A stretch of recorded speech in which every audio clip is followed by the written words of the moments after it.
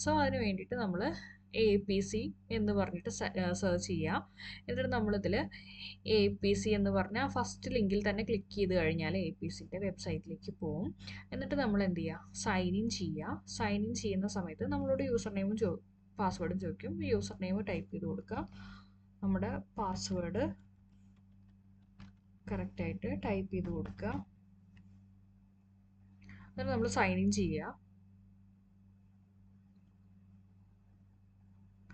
Sign in ചെയ്യുന്ന സമയത്ത് നമ്മുടെ മൈ അക്കൗണ്ട് എന്ന് പറഞ്ഞതിൻ്റെ താഴെ തന്നെ ഈ സർട്ടിഫിക്കേഷൻസ് ആൻഡ് CUs കാണാൻ പറ്റും. അല്ലെങ്കിൽ നമ്മുടെ പേരിൻ്റെ താഴെയായിട്ട് നോക്കുന്ന സമയത്തും സർട്ടിഫിക്കേഷൻസ് ആൻഡ് CUs കാണാൻ പറ്റും.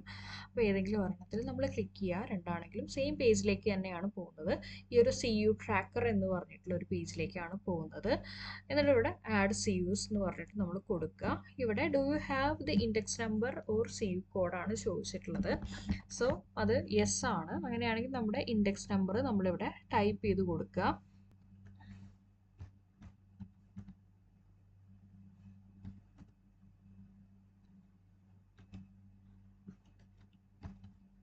കറക്റ്റായിട്ട് ടൈപ്പ് ചെയ്ത് കൊടുക്കുക. ഡേറ്റ് ഇന്നത്തെ ഡേറ്റ് കൊടുത്താൽ മതി.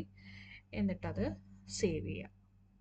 അത് സേവ് ആവുന്ന സമയത്ത് ഇവിടെ നമുക്ക് ആ ഒരു നമ്മളിന്ന് കൊടുത്തിട്ടുള്ള CUs നമുക്ക് ആഡ് ആയിട്ടുണ്ടാവും. ഓക്കെ, അപ്പോൾ നമുക്ക് ഏറ്റവും താഴെയായിട്ട് നമ്മൾ CUs നമ്മുടെ ഓൾറെഡി റിക്വയർഡ് ആയിട്ടുള്ള CUsഉം അതിൽ നമ്മൾ എത്ര എണ്ണം എൻറ്റർ ചെയ്തിട്ടുണ്ട് എന്നുള്ളതും ഇനി റിമൈനിങ് എത്ര എണ്ണം കൂടി വേണം എന്നുള്ളതും കറക്റ്റായിട്ട് കാണിക്കും. താഴെ ഇനി നമ്മൾ അടുത്ത CU ആഡ് ചെയ്യുന്ന സമയത്ത് നമുക്ക് വീണ്ടും ഈ ആഡ് CUs എന്ന് കൊടുത്തു കഴിഞ്ഞാൽ വീണ്ടും ആ ഒരു പേജിലേക്ക് വരും. നമുക്ക് വീണ്ടും അടുത്തത് ചെയ്ത് കൊടുക്കാം. ഓക്കെ, ഇത്രയേ ഉള്ളൂ. ഇത്ര ചെയ്താൽ മതി.